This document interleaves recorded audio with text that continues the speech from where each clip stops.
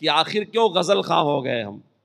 جب کوئی مولوی صاحب آ کر کے ہمارے پاس بہت حالات حاضرہ اور بہت امت کی ذبح حالی اور بڑی پریشانی بیان کر کے اس کا پھر نتیجہ نکالتے ہیں کہ سیاسی قوت ہونی چاہیے، تو ہم کو یہی شعر یاد آتا ہے، سبب سمجھے تو حیران ہو گئے ہم کہ آخر کیوں غزل خواں ہو گئے ہم، لگاتا ہے ہر ایک قیمت ہماری خریداری کے ساما ہو گئے ہم. اور پھر اس سے بگڑ بھی جاتی ہے ہماری، عجیب بات ہے، اس سے بگڑ بھی جاتی ہے. تو میں اگر آپ سے کہوں کہ جمعیت علماء کا کام علماء کا کام ہے تو یہ ٹھیک ہی نہیں بلکہ اٹھک ہے، کیونکہ ہمارا تو نام جمعیت علماء ہے. میں نے جتنے نام لیے ہیں کہیں علماء ان کے نام کا جز نہیں ہے. آپ غور کر رہے دیکھ رہے ہیں، خانقاہ کے نام کا جز علماء ہے، تبلیغ کے نام کا جز علماء ہے. بھئی ہم تو جمعیت علماء ہے نا. تو اگر ہم آپ سے کہیں کہ ہر عالم امام کا کام جمعیت کا کام ہے، یہ آپ کا کام ہے، تو حق بجانب ہے کہ نہیں ہے؟ کیونکہ ہم آدھا حصہ آپ کو دینے کے بعد کہتے ہیں، بھائی آپ کو اسٹیج دینے کے بعد کہتے ہیں، آپ کو آدھا حصہ دینے کے بعد، اور کوئی آپ کو حصہ نہیں دیتا، یاد رکھیے. نہیں، آپ جب تک ان کی سنتے رہیں گے وہ آپ کی تعریف کرتے رہیں گے، آپ کے ساتھ چلتے رہیں گے. اور جس دن آپ نے ان سے اپنا کام لینا شروع کر دیا اس دن وہ دوسرے کو پکڑ لیں گے، آپ کو چھوڑ دیں گے. اور یہی ہو رہا ہے دنیا میں. لیکن ہم تو جمعیت علماء میں آپ کو آدھا حصہ دیے ہوئے ہیں، علماء آپ ہی ہیں، سب مل گئے تو جمعیت ہے. اس کا خارجی وجود تو ہے نہیں، ماحود ذہنی ہے. جب بھی خارجی وجود ہوگا تو آپ کی ہی شکل میں ہوگا، تو اس طرح تو ہم نے پورا ہی آپ کو دے دیا. لیکن ہم بالکل یہ نہیں کہتے کہ یہ آپ کا کام ہے. سمجھیے اس بات کو. ہم کہتے ہیں جو عالم جہاں کہیں بھی کام کر رہا ہے وہ جمعیت کا کام ہے. آپ نے کبھی اگر ہمارے اغراض و مقاصد پڑھا ہوگا تو اس میں آپ کو ملا ہوگا علوم اسلامیہ کا احیاء، یعنی مدرسہ، مکتب، مسجد. اگر آپ نے کبھی ہمارے اغراض و مقاصد پڑھا ہوگا تو آپ کو اس میں ملا ہوگا کہ عصری تعلیم مسلمانوں میں عام کرنا. تو آپ جو کچھ بھی کر رہے ہیں، آپ نے اگر کبھی ہماری عملی جد و جہد پڑھا ہوگا تو اس میں آپ کو ملا ہوگا تفسیر قرآن کے حلقے قائم کرنا.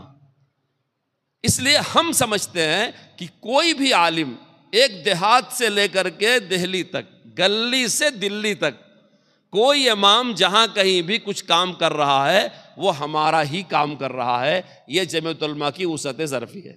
اب ہم آپ سے کہتے ہیں کہ آپ بھی ارادہ کر لو کہ ہمارا کام کر رہے ہو. ارے ہے کہ نہیں؟ یہ کیا سوتیلا پن ہے کہ ہم تو دلی میں بیٹھ کر کے سمجھے کہ آپ ہمارا کام کر رہے ہو، اور آپ کام کر بھی رہے ہو، پھر آپ اس کام کا انتساب ہماری طرف نہیں کر رہے ہو. کیا آپ اپنا کام کر رہے ہیں؟ بھائی اپنا کام کر رہے ہیں، کسی اور تنظیم کا کام کر رہے ہیں؟ یاد رکھو کوئی مولوی کسی دوسری تنظیم کے ساتھ چل ہی نہیں سکتا. اس کی فطرت ہی ایک ایسی ہے. مولوی دنیا کی ایک قوم ہے، عالم دنیا کی. ابھی حضرت نے قوم کی تشریح کیا ملک کے حساب سے، ورنہ ہمارے امام، مولوی، حافظ، مدرسے والے ایک ایسی برادری ہے کہ یہ جہاں کہیں رہتے ہیں ان کے تحفظات ہوتے ہیں. آپ ہمارے ساتھ ہی چل سکتے ہو، کسی اور کے ساتھ نہیں چل سکتے. ہمارا اسٹیج آپ کے باپ کا اسٹیج ہے، آپ جو کہو گے وہ ہم مانتے ہیں. دوسرا آدمی اتنا فری ہینڈ آپ کو نہیں دیتا. اور حضرت جو کردار ادا کر رہے ہیں آپ کے ساتھ وہ باپ جیسا ہی کر رہے ہیں. جی آپ غور کر کے دیکھ لیں کبھی. تھوڑی سی آپ تبدیلی کر، تھوڑی سی. وہ کیا تبدیلی ہے؟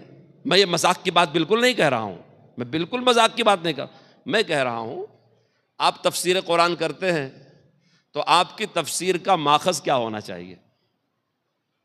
شاہ ولی اللہ محدث دہلوی پہلے انسان ہیں جنہوں نے عربی زبان سے باہر نکل کر کے قرآن کا ترجمہ فارسی میں کیا، اور اسی فارسی ترجمے کا پورا چربا شیخ الہند کی تفسیر میں ہے، ترجمہ شیخ الہند میں. تو ہم آپ سے کہتے ہیں آپ تفسیر کر رہے ہو تو شیخ الہند کے نظریے کو بھی سمجھو نا. ان کا عوام سے کیا تعلق سمجھو، عوام میں کیسے قرآن کے علوم کو لے گئے سمجھو. آخر کیسا ہوگا کہ قرآن کے تفسیری حلقے کی رونق باقی رہے گی، مدرسوں میں رونق درس حاصل رہے گی. اس ملک میں علم حدیث کون لے آیا؟ شاہ ولی اللہ محدث دہلوی. ان کی وراثت کس نے سنبھالا؟ رشید احمد گنگوہی رحمۃ اللہ علیہ. یہ کوئی جھوٹ کہہ رہا ہوں میں، سچی ہے نا. مولانا رشید احمد گنگوہی، ان کے بعد ان کے قائم مقام اور جانشین ہوئے مولانا خلیل احمد سہارنپوری. مظاہری علماء بیچارے بھولے بھالے صوفی بزرگ ہوتے ہیں، تحریکی مزاج کے نہیں ہوتے۔ مولانا شاہد صاحب نے ایک کتاب لکھا ہے جنگ آزادی میں علماء مظاہر کا حصہ، اس میں آپ پڑھ کے دیکھیں تو حضرت سہارنپوری جیل گئے ہیں، مولانا خلیل احمد سہارنپوری۔ اب آپ اگر مدرسہ چلا رہے ہیں اور میں آپ سے کہہ رہا ہوں کہ آپ مدرسہ چلائیے حضرت گنگوہی کے مزاج کا، حضرت سہارنپوری کے مزاج کا، حضرت مدنی کے مزاج کا، تو میں صحیح کہہ رہا ہوں غلط کہہ رہا ہوں؟ میں آپ سے کسی نئی بات کی التجا تو نہیں کر رہا ہوں۔ آپ جہاں کہیں جو کام کر رہے ہیں، میں بالکل نہیں کہتا کہ جمعیت کا کام آپ کا کام ہے، آپ آؤ جمعیت کا کام کرو، نہیں، آپ جو کر رہے ہیں وہ ہمارا کام ہے، لیکن تھوڑا سا رنگ حاصل کر لو ان بزرگوں کا جن بزرگوں کے آپ وارث ہو۔ مدرسہ چلا رہے ہیں اور مدرسہ بنانے والے جو پہلے اکابر ہیں صف اول کے، آپ ان سے بے نیاز ہیں تو کیسے کام ہوگا؟ تفسیر کر رہے ہیں مفسرین سے بے نیاز ہیں تو کیسے کام چلے گا؟ سوشل ورک کر رہے ہیں، سماجی خدمات کر رہے ہیں، لیکن آپ ہمارے اکابر کے طریقے سے بے نیاز ہیں۔ زندگی کے جس مرحلے میں، جس اسٹیج میں، جس مقام پہ آپ کھڑے ہیں، برائے مہربانی اتنا کر لیں کہ ہمارے اکابر کی سوانح میں، ہمارے اکابر کی زندگیوں میں، ہماری تاریخوں میں اس کے لیے کیا رہبری ہے آپ حاصل کر لیں، اس دائرے کے باہر نہ جائیں، یعنی مجدد الف ثانی بننے کی کوشش نہ کریں۔ بڑا پرابلم یہ ہے، اگر کسی کی چار خیریت پوچھنے والے ہو گئے، دو چار شاگرد ہو گئے، تو وہ سمجھتا ہے اس دور کے لیے میں مجدد الف ثانی ہوں۔ بڑا مشکل ہے، بڑا مشکل ہے۔ تو آپ سے درخواست ہے کہ جو علماء نہیں لگے ہیں وہ اپنا کام کریں، ہمارا ہی کام ہے، ہمارے لیے دعا کرتے رہیں، کریں گے انشاءاللہ، اور ہماری تائید کرتے رہیں۔ تبصرہ، تذکرہ، تنقید، سمجھانا بھئی بڑا مشکل ہے، ایک طرف مخالف کو سمجھایا جائے، ایک طرف آپ کو سمجھایا جائے، تو ہماری انرجی کہاں کہاں خرچہ ہوگی؟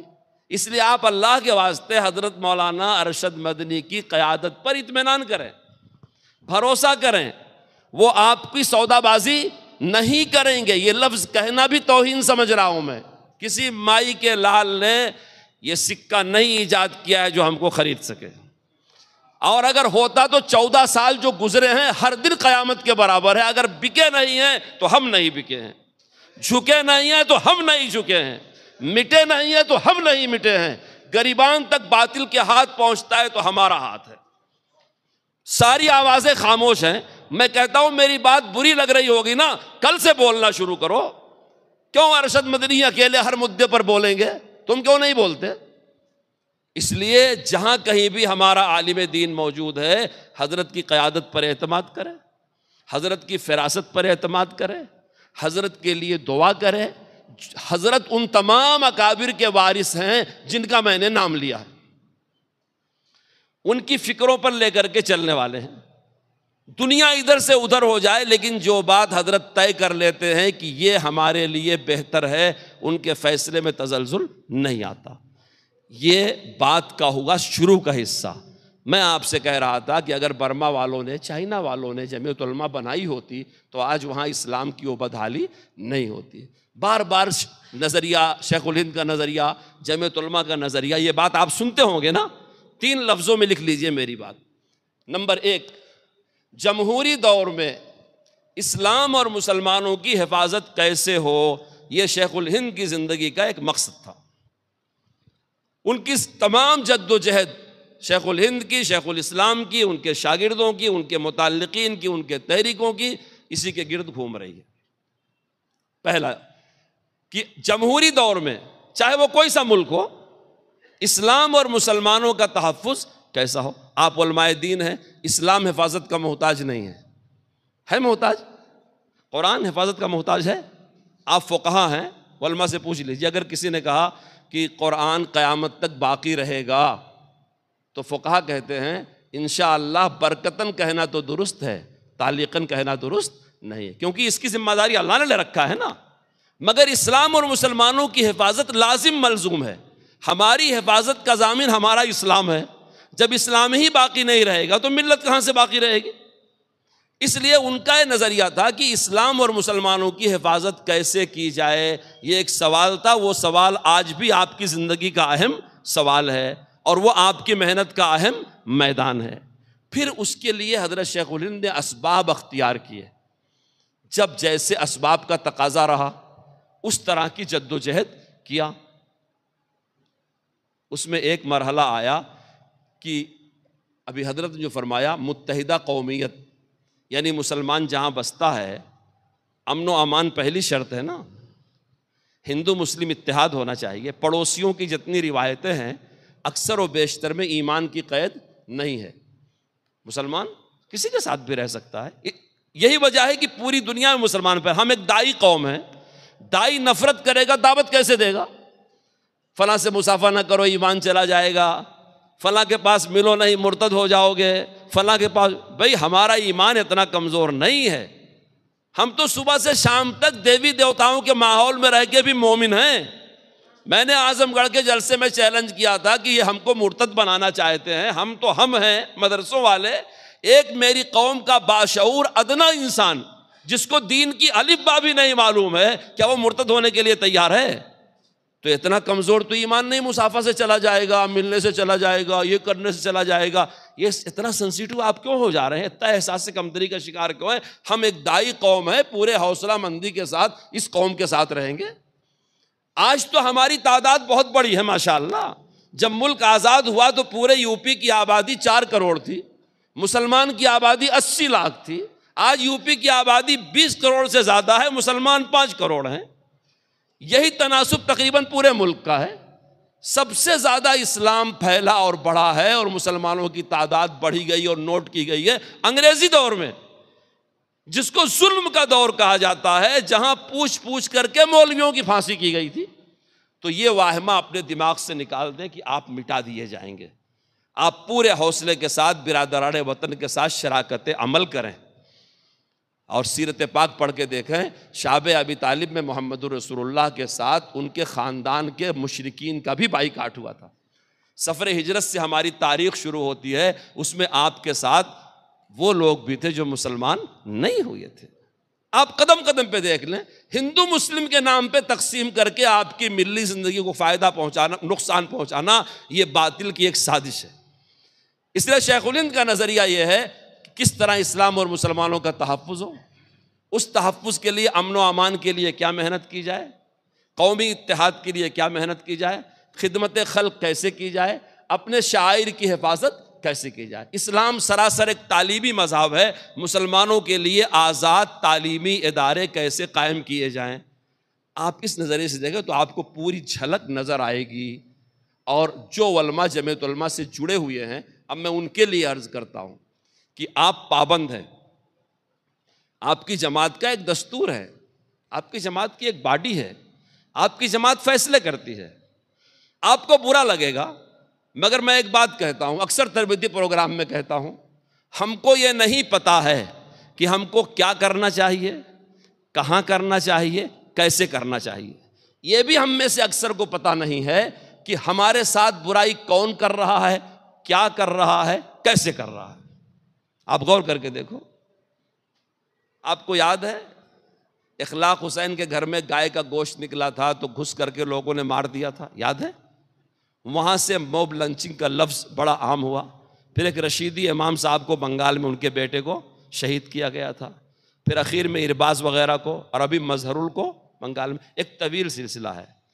لیکن آپ کو یہ نہیں معلوم ہے شاید، یا آپ کو یاد نہیں، ان کیسوں میں ایک پولیس انسپکٹر بھی مارا گیا، سمت نام کا ایک نوجوان بھی مارا گیا۔ آپ کبھی ویب سائٹ پر مقدمات میں چیک کر لیجئے گا، تقریباً 100 غیر مسلم ہیں جو ان کیسوں میں ماخوذ ہیں، جیل کے اندر ہیں۔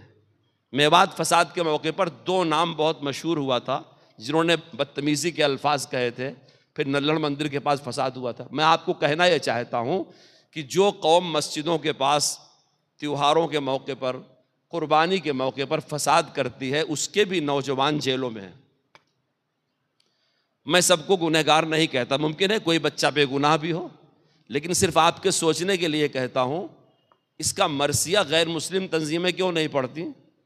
نام لیتے ہوئے اچھا نہیں لگتا، ہندو مہاسبھا، RSS، بجرنگ دل، اس کا مرثیہ کیوں نہیں پڑھتی؟ آپ چیک کر لیجئے گا، 33 لوگوں کی عمر قید کا فیصلہ وہاں بھی ہوا ہے، کئی لوگوں کی پھانسی پر بحث چل رہی ہے۔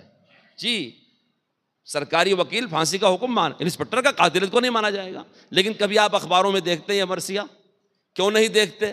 ان کا جو منشا ہے کہ اس قوم کو جذباتی بناؤ، ان کو لڑواؤ۔ اگر وہ اس بات کی تشہیر کریں کہ تمہارے بہت سارے لوگ جیلوں کی سلاخوں کے پیچھے ہیں، ہر ہونے والے حادثے کے بعد تمہاری گرفتاریاں ہوتی ہیں، تو ان کی قوم ان کے ہاتھ نہیں لگے گی۔ جس کی ماں روئے گی، جس کا باپ روئے گا، جس کی بیوی شوہر سے بچھڑ جائے گی، جس کے بچوں کی اسکول کی فیس نہیں ملے گی، جس کی زندگی جیلوں میں کٹے گی، کیا اس کی قوم میں اتنی چراغیں کھڑی ہوگی؟ یہ تو صرف حوصلہ مسلمانوں کا ہے۔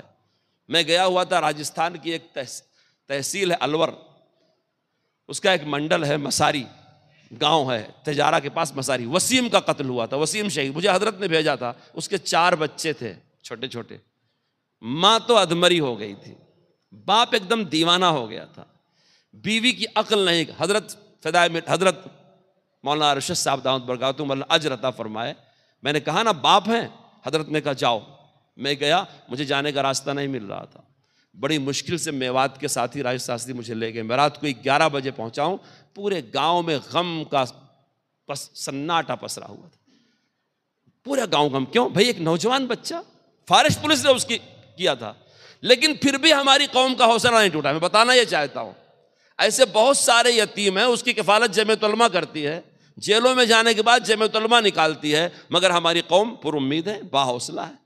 وہ اپنی قوم کے ایسے کیسوں کو عام اس لیے نہیں کرتے کہ ان کا جو منشا ہے کہ ان بگڑے ہوئے بچوں کو فسادی بناؤ اور کرسیاں حاصل کرو، اس کے لیے رکاوٹ ہے۔ اب آپ دوسری بات سن لیجئے، وہ نہیں کرتے تو آپ لوگ کیوں نہیں کرتے؟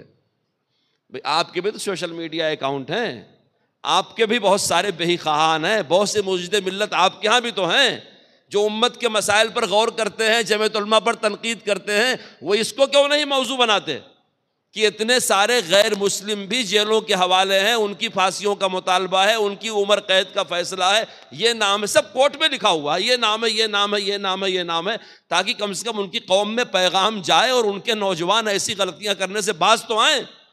یہ میں اس لیے کہہ رہا ہوں کہ ہم کو یہ پتہ نہیں ہے کہ ہم کو کیا کرنا ہے، کہاں کرنا ہے، کیسے کرنا ہے، ہمارے ساتھ کیا ہو رہا ہے، کون کر رہا ہے، کیسے کر رہا ہے۔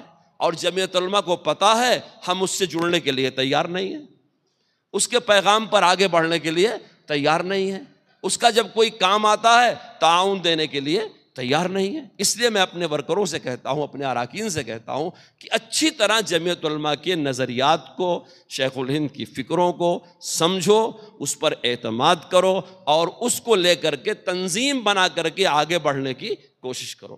تنظیم اصل ہوتی ہے، اگر آپ میں سنگٹھن نہیں ہوگی، تنظیم نہیں ہوگی، آپ کام نہیں کر پاؤ گے۔ میں بڑی معافی کے ساتھ عرض کرتا ہوں، آپ لوگ بھی اپنے ہاں تقریریں کرتے ہوں گے، ہم نے اتنے بے گناہوں کو رہا کرا دیا، ہم نے ادے پور فائل کو فی الحال، جب ہمارا جمعیتی مقرر تقریر کرتا ہے تو بس لگتا ہے کہ مولانا اسد مدنی ہی بول رہے ہیں۔ آپ بھی کرتے ہوں گے، میں آپ سے پوچھتا ہوں، آپ کر رہے ہیں کہ حضرت کر رہے ہیں؟ آپ کر رہے ہیں کہ حضرت کر رہے ہیں؟ ارے بھئی اچھا تو یہ ہوتا کہ آپ حضرت کے ہاتھ مضبوط کرتے، جا کے بے گناہوں کی رہائی کے لیے پیسے دیتے۔ آپ میں سے بہت سے ائمہ مساجد ہیں، جب ریلیف کا مسئلہ آتا ہے تو پیسے ہم کو نہیں دیتے نا۔ مجھے اس لیے یاد ہے کہ میں مارا پھرتا ہوں، جاتا ہوں سیلاب میں، زلزلے میں، فساد میں، حضرت مجھے ہر جگہ بھیجتے ہیں۔ تو جب میں امام صاحب سے کہتا ہوں بھائی ذرا جمعہ میں اعلان کر دو کچھ، کہتے ہیں حضرت کا تو پرچہ نہیں ہے۔ میں حضرت اپیل نہیں کرتے، حضرت اپیل کریں گے یار، تم شاگرد ہو، اعلان کرو، جو آتا ہے دو، میں تم کو رسید دے دوں گا، شکریہ خط دے دوں گا، جا رہا ہوں کیرلا خرچ کر دوں گا۔ تو ہم کہتے نہیں ہمارا فوٹو بھی آنا چاہیے، یہ صاحب کل جماعتی ریلیف کلیکٹ کیا گیا۔ مجھے اتنا افسوس ہوتا ہے، قوم بے گور و کفن مر رہی ہے، لڑکیاں مرتد ہو رہی ہیں، سر پر سایہ نہیں ہے، دشمن مٹانے کے لیے تیار ہے، تم فوٹو میں مرے جا رہے ہو۔ تو جن کاموں میں تم اپنی موچ ٹائٹ کرتے ہو، سینہ پھلاتے ہو، گردن اونچی کر کے چلتے ہو، وہ میرے تمہارے کام نہیں، وہ صدر محترم کے کام ہے۔ آزاد ہندوستان میں پہلی مرتبہ UAPA میں ہلدوانی کے کیس میں 57 لوگ بری ہوئے ہیں، کبھی نہیں ایسا ہوا۔ کشمیر فائل بنی، مسلمانوں کا خون بہا، نفرت پھیلی۔ کیرلا فائل بنی، خون پھیلا، خون بہا، نفرت پھیلی۔ ادے پور فائل بنی تھی، اسی مقصد سے بنائی گئی تھی کہ ہندوستان میں کئی ریاستوں میں الیکشن نزدیک ہے، فلم چلائی جائے گی اور نفرتیں پھیلے گی۔ مجھے بڑا رنج ہوتا ہے، آپ میری تھوڑا سخت زبان کی معافی آپ سے چاہتا ہوں، مجھ سے میرے جیسے مولوی پوچھتے ہیں کہ یہ جمعیت علماء کو فلم ولم سے کیا تعلق ہے؟ آپ غور کرو۔ یاد آتا ہے جب طارق بن زیاد کی فوجیں اندلس کو فتح کر رہی تھی تو عیسائی علماء بحث کر رہے تھے عیسیٰ علیہ السلام کا گدھا جنت میں جائے گا یا جہنم میں جائے گا۔ اور دوبارہ جب پھر عیسائی فوجوں نے اندلس کو فتح کیا ہے تو قصر حمرہ میں رہنے والے سرکاری مولوی بحث کر رہے تھے، فلسفی تھے کہ ایک سوئی کی نوک پر کتنے فرشتے بیٹھ سکتے ہیں۔ یہ بڑا ضروری کام آپ کا جو آپ پوچھتے ہو کہ جمعیت علماء فلم کے بارے میں، بڑا ضروری سوال ہے۔ جاؤ مفتیان سے پوچھو، آپ کے شہر میں بڑا بڑا دارالافتاء ہے، میں وہ گنہگار ہوں جس نے فلم دیکھی ہے، اللہ سے توبہ کیا ہے، کیونکہ جمعیت علماء جانتی ہے اگر اس کو نہیں روکا گیا تو خون بہے گا۔ اور جمعیت علماء وہ حساس جماعت ہے جو بار بار کہتی ہم مسلمانوں کا خون تو خون، اس کے پسینے کی بھی قدر کرتے ہیں، ہم نہیں بہنے دیں گے اس کا پسینہ، ہم نے اپنے آپ کو پابند کر رکھا اس کا۔ اس لیے میں اپنے ورکروں سے کہتا ہوں کہ آپ بھی کام کرو، اور کام دوسروں کے لیے نہ کرو، جمعیت علماء کے لیے کرو۔ اگر کوئی آپ کا ساتھ نہیں بھی دیتا اور آپ کا کام حضرت کے طریقے کے مطابق ہے، کرتے رہو، اپنی امتیازی شان کو باقی رکھو، جمعیت علماء کی شناخت کو باقی رکھو۔ کبھی ایسا نہیں ہو سکتا کہ ہر جماعت کے لوگ ایک ہی فکر کے ہو جائیں، نہیں ہو سکتا۔ ہر جماعت کے اپنے اپنے اصول ہیں، مقاصد ہیں، اغراض ہیں، ان کے پیچھے کوئی نہ کوئی ہوتا ہے۔ کبھی آپ محسوس کرتے ہوں گے وقت کی سب سے اہم ضرورت اگلے جمعہ کو بھول گئے، پھر وقت کی سب سے اہم ضرورت پھر اگلے جمعہ کو بھول گئے، وقت کی اہم ضرورت پھر اگلے جمعہ کو بھول گئے۔ تو آپ کے دماغ میں جب جو آدمی کچھ بیٹھا دے وہ وقت کی اہم ضرورت ہو جاتی ہے، پھر کل کو آپ ہی اس کے خلاف ہو جاتے ہو، آپ کو اور ہم کو، میں اپنے آپ کو شامل کر، یاد بھی نہیں رہتا۔ ایک مرحلہ جمعیت علماء کی تشکیل میں یہ ہے جو گزرا، میں نے آپ کو بتایا۔ آخری بات کہہ کے اپنی بات ختم کرتا ہوں، جہاں ہماری جمعیت علماء ان نظریات پر تنہا کھڑی ہوئی وہ موقع تھا نومبر کی 23 تاریخ کا، سن 1919 کا۔ اس ڈیٹ کو لکھ لیجئے، صفر 1338 ہجری تھی اور اتوار کا دن تھا۔ لگاتار لکھنؤ میں، دلی میں جلسے ہو رہے تھے مسلمانوں کے مسائل پر۔ جیسے آج میں نے عرض کیا کہ ہم نہیں جانتے ہمارے ساتھ کون کر رہا ہے، کیا کر رہا ہے، کیسے کر رہا ہے، ہم کو کیا کرنا چاہیے، کیسے کرنا چاہیے، کہاں کرنا چاہیے، تقریباً یہی حال ہر دور میں رہا ہے۔ تو اس میں جو علماء کا اجتماع ہوتا تھا اس میں سے کئی علماء انگریزی سازش کا شکار ہو گئے، یعنی امور طے ہوتے اور عمل درآمد سے پہلے ہمارے اندر گرم گرم بحثیں شروع ہو جاتی، ہماری پوری محنت سبوتاز ہو جاتی۔ شیخ الہند رحمۃ اللہ علیہ مالٹا کی جیل میں تھے، مفتی کفایت اللہ صاحب رحمۃ اللہ علیہ نے اس وقت شیخ الہند کے شاگردوں کو اپنے ہم خیال کیا۔ بس یہ بات سنا کے اپنی بات میں ختم کرتا ہوں۔ اور دلی کے مسلم کانفرنس والے اجلاس میں جا کے ملے، 12 علماء ان کے ہاتھ لگے۔ 22 نومبر 1919 کی شام تک شیخ الہند کے متعلقین 12 علماء ساتھ لگے، جو اس اذیتناک صورتحال سے گزر رہے تھے کہ جہاں سارے علماء بیٹھتے تھے لیکن ملی مسائل کا تصفیہ ہونے سے پہلے اختلاف ہو جاتا تھا اور مسلمانوں کا مستقبل اور تاریک ہوتا چلا جاتا تھا، آزادی کامل کی بات اور پیچھے پڑتی چلی جاتی تھی۔ تو ان لوگوں نے خفیہ ملاقاتیں کر کے، خفیہ کیوں کیا؟ مجاہد ملت اس کا جواب دیتے ہیں کہ انگریز کو معلوم تھا کہ اگر شیخ الہند کے لوگ مجتمع ہو گئے، ان کے نظریات بڑے پختہ ہوتے ہیں تو بڑی ہمارے لیے مشکل ہوگی، اس لیے خدشہ اس بات کا تھا کہ تنظیم بننے سے پہلے ہی لوگ گرفتار کر لیے جاتے۔ مولانا محمد میاں صاحب لکھتے ہیں کہ ایک زمانہ ایسا تھا کہ لوگ بسم اللہ کے بعد پہلی بات لکھتے تھے کہ ملک کی سیاست سے ہمارا کوئی تعلق نہیں ہوگا۔ اس وقت بھی جمعیت علماء انگریزی سرکار پہ تنقید کیا کرتی تھی۔ اللہ اس مرد قلندر کو، بصیرت کے سمندر کو لمبی عمر دے، ہماری عمریں بھی دے دے۔ کتنے اعتماد سے کہہ رہا ہے کہ ہم حکومت کے خلاف ہیں۔ ہے کسی کے مائی کے منہ میں دانت، کسی لال کے منہ میں جو کہہ دے، لوگ تو کوئی شعر اردو کا پڑھ دے، بڑے سے بڑا دشمن اسلام تو اسلام کی سرٹیفکیٹ دینے کے لیے تیار ہو جاتے ہیں۔ آپ غور کرو، خوشامد اور چاپلوسی کے لیے تیار ہو جاتے ہیں، ذاتی مفاد پر ملی مفاد کو قربان کرنے کے لیے تیار ہو جاتے ہیں، اور ان کو ساتھ بھی مل جاتا ہے۔ یہ واحد قائد ہے جو کہتا ہے ہمارا اختلاف عام ہندوؤں سے نہیں ہے، ہم ان کی فرقہ پرستی کا ذمہ دار فرقہ پرست سرکاروں کو سمجھ رہے ہیں، وہ سرکار کسی کی ہو۔ مجھے ایک حیدرآباد کے مولوی صاحب ایک مرتبہ کہنے لگے، میں نے معاف کر دیا ان کو، کہنے لگے جمعیت علماء کا کانگریس کے ساتھ پیکٹ ہوتا ہے۔ میں نے کہا مولوی صاحب آپ کو معلوم نہیں ہے، جو مضمون آپ کا نہیں اس میں بات نہ کرو، دوسری بات کرو۔ حضرت نام لے لے کر کے ہر اس پارٹی کو کہتے ہیں، ٹکراتے ہیں جو اسلام اور مسلمانوں کے خلاف ہے۔ تو ان کو خطرہ تھا کہ اگر ہمارا راز فاش ہوا تو وقت سے پہلے ہم کو ارسٹ کر لیا جائے گا، اس زمانے کی جیلیں۔ اس لیے سب نے خفیہ ملاقات کیا۔ جامعہ ملیہ ایک مدرسہ ہے، مدرسہ امینیہ بھی ایک مدرسہ ہے، جامعہ ملیہ یونیورسٹی ہے، مدرسہ امینیہ ایک مدرسہ ہے، جمعیت علماء کی روداد ہے۔ اس زمانے کی خلافت، تحریک خلافت ایک کتاب ہے قاضی عدیل عباسی کی، وہاں یہ مضمون تفصیل سے لکھا ہے، میں آپ کو اجمالاً سنا رہا ہوں۔ صبح کو یہ 12 لوگ لال کنواں کے پاس پنج کنیاں ایک علاقہ ہے، وہاں سید حسن رسول نما رحمۃ اللہ علیہ کا مزار ہے، جو سلسلہ قادریہ کے بزرگ ہیں، بڑے بافیض بزرگ تھے۔ ایک سوئی کی جگہ تھی درگاہ شریف، ذرا عام ماحول سے الگ تھی۔ ہمارے 12 اکابر وہاں اکٹھا ہوئے۔ اتوار کے دن صبح کو سفر کی 30 تاریخ تھی، نومبر کی 23 تاریخ تھی، اور اکٹھا ہو کر کے انہوں نے معاہدہ کیا ہاتھ بڑھا کر کے۔ تو کیسا معاہدہ ہے؟ ہم سب دلی کے مشہور و مقدس بزرگ کے مزار کے سامنے،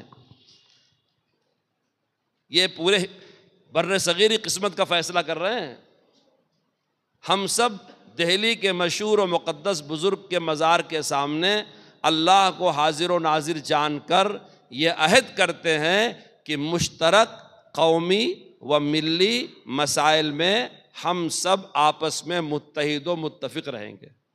یہ میں آپ سے بھی عہد لیتا ہوں، جتنے ہمارے ملی اور قومی مسائل مشترک ہیں اس میں ہم متحد ہیں۔ آج بہت ساری غلطیوں کی طرح اتحاد کیسے ہوگا یہ بھی غلط فہمی کا لوگ شکار ہیں۔ جب ہم مختلف فرقوں میں اتحاد کرتے ہیں تو اس کا مطلب یہ بالکل نہیں ہوتا کہ ہر فرقہ اپنے علامتی مسائل سے دستبردار ہو جائے۔ ایسا اتحاد کبھی خارجی وجود نہیں پا سکا ہے۔ ہم ایک جمہوری ملک میں ہیں، جمہوریت نام ہے یہ وسیع اتحاد کا۔ ہم جب متحد ہیں مشرکوں سے، بت پوجنے والوں سے، تو ہم اپنے بھائیوں سے متحد کیوں نہیں ہوں گے؟ اتحاد جب بھی ہوتا ہے تو مسائل میں ہوتا ہے، ظلم کے خلاف ہوتا ہے، ظالم کے خلاف ہوتا ہے، اسلام اور مسلمانوں کو نقصان پہنچانے والی پالیسیوں کے خلاف ہوتا ہے، یا ملک کی تعمیر و ترقی کے مسائل میں۔ جب بھی اتحاد ہوگا تو مسئلے میں ہوگا۔ فرقے والوں کو اپنا فرقہ چھوڑ کر کے ہمارے ساتھ آنے کی ضرورت نہیں ہے۔ جمعیت علماء کوئی فقہی جماعت نہیں ہے، بلکہ جمعیت علماء ایک تاریخی، ملی اور سماجی جماعت ہے۔ آپ کسی فرقے میں رہتے ہوئے بھی ہمارے ساتھ کام کر سکتے ہیں، یہ اس کی بنیاد میں ہے۔ اللہ کو حاضر ناظر جان کر یہ عہد کرتے ہیں کہ مشترک قومی ملی مسائل میں ہم سب آپس میں متحد و متفق رہیں گے، اور فلوئی و اختلافی مسائل کی وجہ سے اپنے درمیان کوئی اختلاف پیدا نہیں ہونے دیں گے۔ آپ کو بھی اس وسعت سے کام لینا چاہیے۔ ہو سکتا ہے ہمارے چھوٹے موٹے اختلاف ہوں، مگر ملی مسائل میں ہم کو جمعیت علماء کے ساتھ کھڑا ہونا چاہیے نا۔ یہی میں نے آپ سے کہا کہ آپ جہاں ہیں رہیے، حضرت پر اعتماد کیجیے، دعا کیجیے، ساتھ دیجیے۔ نیز قومی و ملکی جد و جہد کے سلسلے میں گورنمنٹ کی طرف سے جو سختی اور تشدد ہوگا، اس کو صبر و رضا کے ساتھ برداشت کریں گے۔ سمجھ رہے ہیں؟ یہ تیسرا حصہ ہے۔ آج خوب معلوم ہے مخالفین کو، فرقہ پرستوں کو، کہ ہمارے راستے کی رکاوٹ کون ہے۔ کون سی ایسی طاقت جمعیت علماء کی ہے جو ہم کو ہمارے عزائم میں کامیاب نہیں ہونے دیتی؟ بلڈوزر کا رونا سبھی لوگ لوتے ہیں، مگر کیس حضرت سپریم کورٹ میں لے گئے۔ بے گناہوں کی گرفتاری پر سبھی روتے ہیں، کیس حضرت لے گئے۔ مدارس کے بارے میں کیس حضرت لے گئے۔ بابری مسجد آپ غور کر کے دیکھ لو، اور ایک ایک کیس پر ادے پور فائل کا کیس حضرت لے گئے، لاکھوں روپیہ خرچہ ہوا۔ بمبئی بم دبا گئے کیس حضرت لے گئے کورٹ میں، لاکھوں روپیہ خرچہ ہوا۔ تو دشمنوں کو معلوم ہے کہ ہمارے راستے کی رکاوٹ اس ملک میں جمعیت علماء ہی ہے، اور جمعیت علماء جب تک ہے ہم اپنے مقاصد میں کامیاب نہیں ہو سکتے۔ مخالف کے وکیل نے کہا تھا بلڈوزر سہارنپور میں چل رہا ہے، کھرگون میں کھرگون گیا تھا کاغذات لینے، مولانا ارشد مدنی کیوں آتے ہیں سپریم کورٹ، جمعیت علماء کیوں آتی ہے؟ جج صاحب نے کہا سپریم کورٹ کے CGI نے کہ جمعیت علماء بھی کسی سماج کا ایک حصہ ہے۔ آپ کو یاد ہے تبلیغی جماعت والوں کو کرونا کے زمانے میں اٹھا کر کے اندر ڈال دیا گیا تھا، 1500 تھے بھائیوں بزرگوں دوستوں، اور کئی ملکوں سے آئے تھے۔ ہاں، حضرت نے ان ملکوں میں خطوط لکھا ان کی وزارتوں کو اور مقدمات کیے، باعزت بری ہوئے، لوگ تو بھول گئے، لیکن ہیٹ اسپیچ کا مقدمہ آج بھی حضرت دیکھ رہے ہیں، جس میں تبلیغی جماعت کو کرونا بم کہا گیا تھا۔ پتہ کیا چلا؟ ہماری جماعت ہے، ہمارے بزرگوں کی جماعت ہے، دین کے لیے کام کر رہی ہے۔ حضرت سرپرستی نہیں کریں گے تو کون کرے گا؟ حضرت ان کے بھی باپ ہیں، حضرت ان کے ساتھ بھی شفقت کرتے ہیں۔ تو اس لیے اس معاہدے کا حصہ ہے، نیز قومی ملکی جد و جہد کے سلسلے میں گورنمنٹ کی طرف جو سختیاں اور تشدد ہوگی، اس کو صبر و رضا کے ساتھ برداشت کریں گے اور ثابت قدم رہیں گے۔ آخری جملہ بڑا عجیب ہے، لکھا ہے جماعت کے معاملے میں پوری رازداری اور امانت داری سے کام لیں گے۔ آئی کوئی بلا تو گلے سے لگا لیا، ٹوٹا کوئی ستم تو اسے پیار کہہ گئے۔ آئی کوئی بلا تو گلے سے لگا لیا، ٹوٹا کوئی ستم تو اسے پیار کہہ گئے۔ کڑکی کما تو اس کو کہا نغمہ ہے حیات، خنجر کوئی چبا تو اسے خار کہہ گئے۔ باندھے گئے تو اور بڑھی قوت عمل، زخمی ہوئے تو جسم کو گل نار کہہ گئے۔ کس آن بان کے وہ شہیدان حق تھے جو تیغ رواں کو ابروئے خمدار کہہ گئے۔ یادش بخیر ملت ماں تیری گود میں، کیا لوگ تھے کہ دار کو دلدار کہہ گئے۔ اسی جملے پہ 100 سال کی ہماری قربانیاں شہادت ہیں۔ لیکن پھر میں آپ سے کہتا ہوں، اللہ کرے میری بات آپ دل کے کان سے سنیں اور سمجھیں، دوسروں کی دشمنی سے، مخالفت سے، برا کہنے سے اتنا ہم پر اثر نہیں پڑتا جتنی اذیت اپنے لوگوں کے کہنے پہ ہوتی ہے۔ ہاں، جب آپ مسئلہ پوچھتے ہو صاحب ویڈیو کا کیا مسئلہ ہے، فلم جمعیت علماء کیا کر رہی ہے، خدا کے واسطے زبان کا زخم نہیں سوکھتا۔ ایک ایسے انسان کے کم کام کے بارے میں شک شبہ نہ کرو۔ مجھے میرا ایک دوست پوچھنے لگا، مفتی ہے وہ بھی، کہ جمعیت علماء میں شرکت کا شرعی مسئلہ کیا ہے معصوم؟ دوست پہ تکلف تھا۔ میں نے کہا دیکھو، مفتی کفایت اللہ مفتی اعظم تھے، وہ اس کے بانیوں میں تھے۔ اس کے بعد مولانا محمد میاں صاحب رحمۃ اللہ علیہ بڑے محدث اس کے بانیوں میں، 1 درجن نام لے سکتا ہوں میں فقہا محدثین کا۔ حضرت سہارنپوری رحمۃ اللہ علیہ اس کا دستور بنانے والے۔ اب اتنے سارے علماء جمعیت علماء میں کام کر چکے ہیں، تو یہ مسئلے کا مسئلہ نہیں، یہ وسوسے کا مسئلہ ہے۔ تم صبح شام لاہور پڑھا کرو، اللہ تعالیٰ قبول فرمائے۔ میں ابھی اور باتیں بھی کروں گا، چونکہ حضرت نے نشست اسی لیے رکھنے کے لیے ہر جگہ کہا ہے تاکہ جماعتی باتیں نکھر کر کے سامنے آ جائے۔